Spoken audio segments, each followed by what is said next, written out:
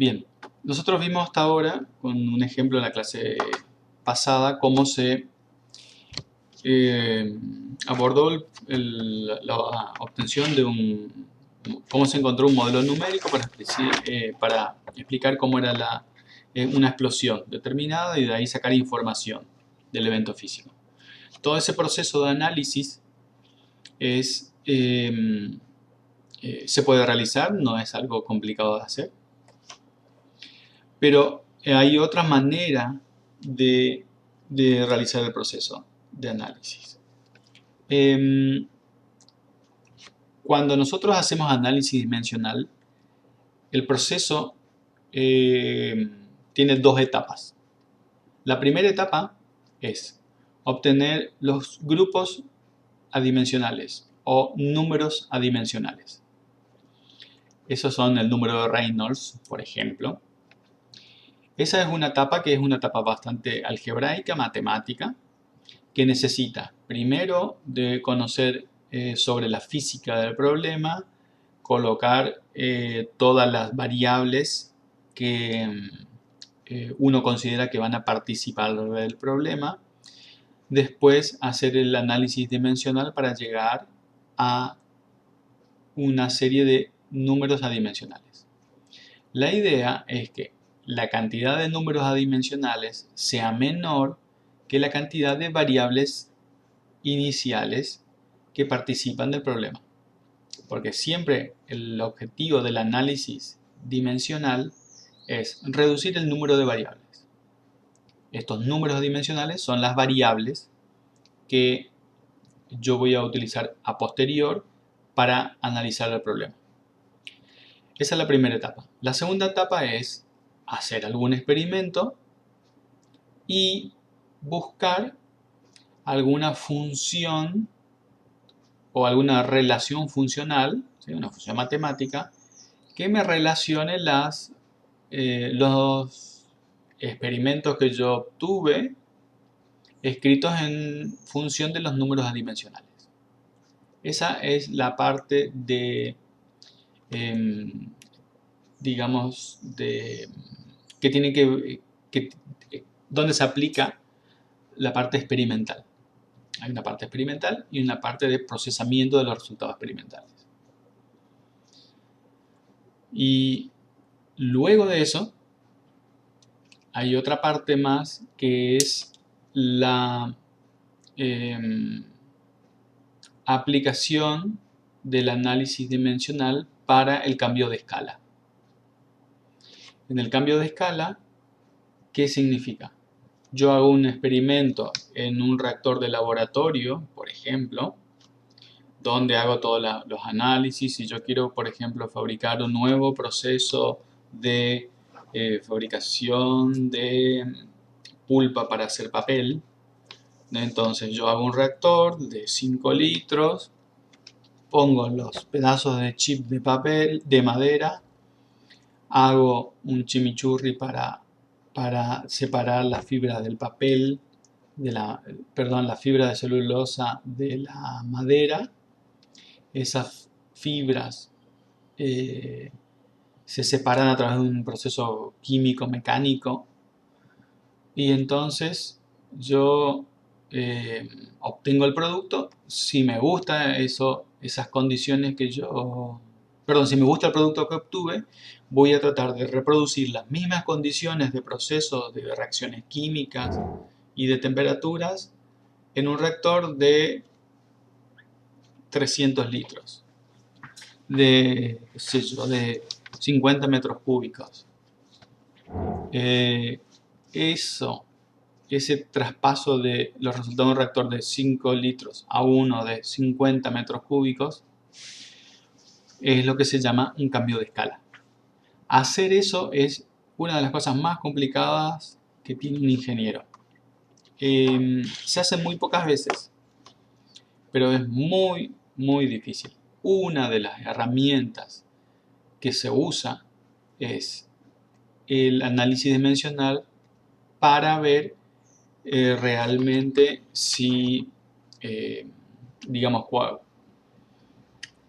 hacer bien el traspaso de las condiciones. porque las relaciones no son lineales, ¿sí?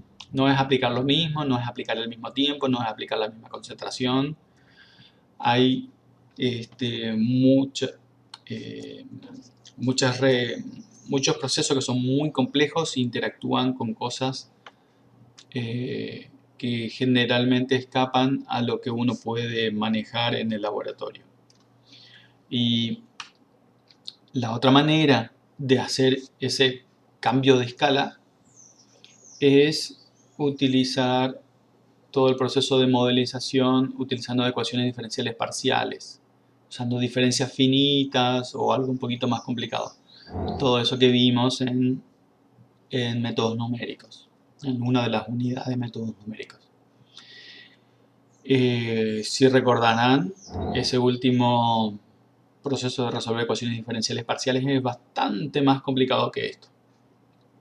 De todos modos, cuando ustedes tengan que hacer esto en la industria, van a tener gente con experiencia en el proceso y van a tratar de utilizar todos los métodos posibles. O sea, cambios, análisis dimensional y gente que sepa hacer modelado del proceso que ustedes quieren.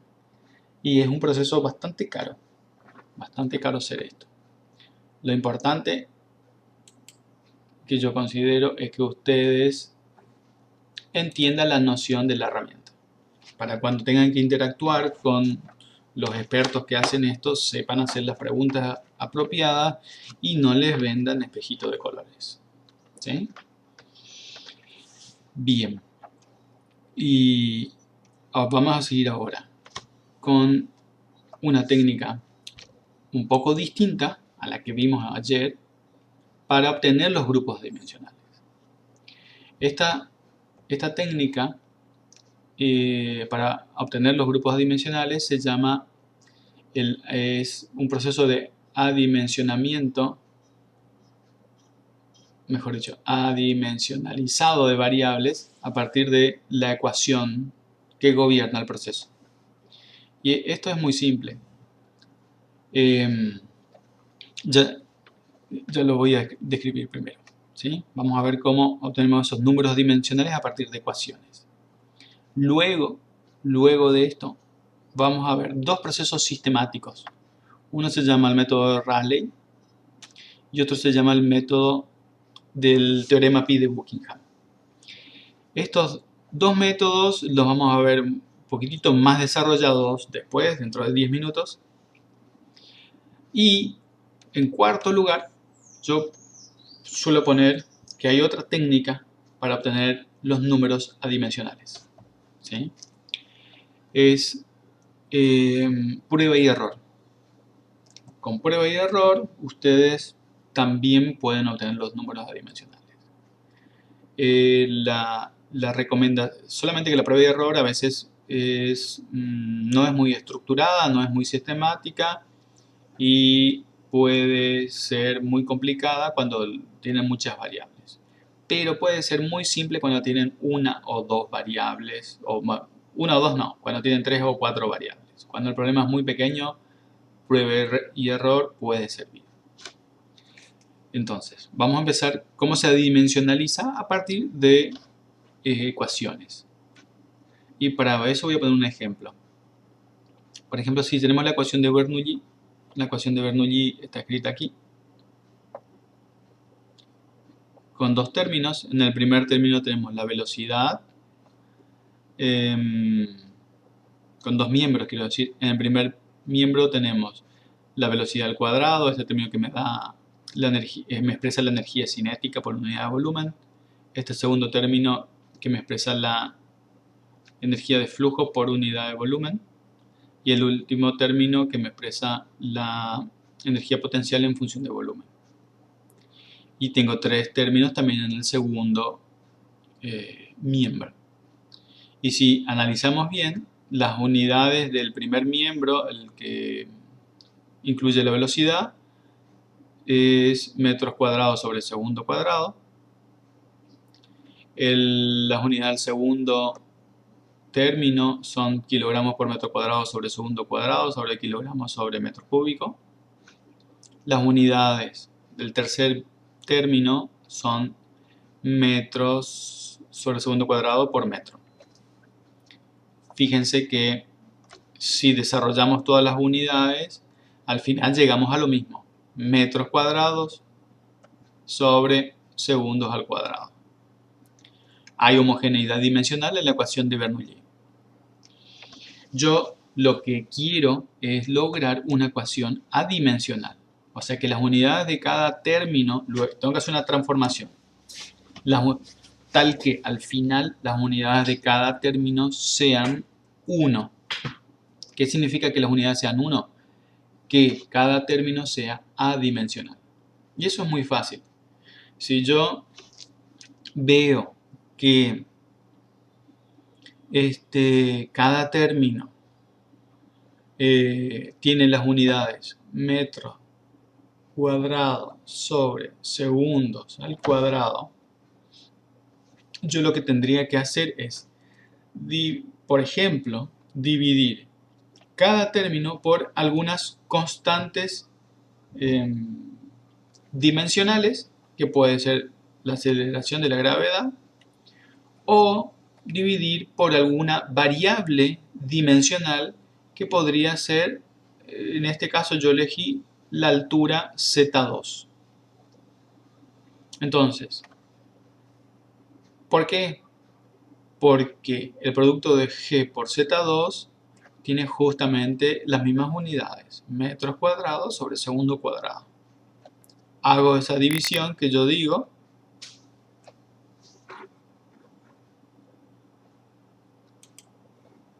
hago la división propuesta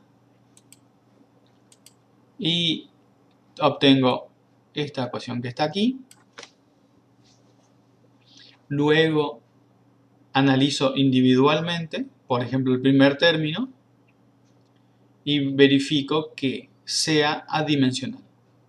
En este caso, el primer término, tenemos un término de velocidad que es metros cuadrados sobre segundos al cuadrado, todo dividido metros sobre segundo al cuadrado por metro. Obviamente que puedo cancelar estos metros con el metro cuadrado de arriba y el segundo cuadrado, lo cancelo con segundo cuadrado, por lo tanto este coeficiente es adimensional. Lo mismo va a pasar con los otros coeficientes. Y de hecho, este término que está acá es igual a 1. Entonces ustedes también pueden de acá detectar otra forma, o mejor dicho, la forma de elegir el coeficiente o los coeficientes por lo que yo voy a dividir la ecuación original. Puedo elegir uno de estos términos, yo elegí este, puede ser este otro, o puede ser este otro, o puede ser cualquiera de los del segundo miembro, y divido toda la ecuación por esa combinación de coeficientes. Al final voy a obtener una nueva ecuación que va a ser adimensional. Esta ecuación que está acá abajo ya es una ecuación adimensional.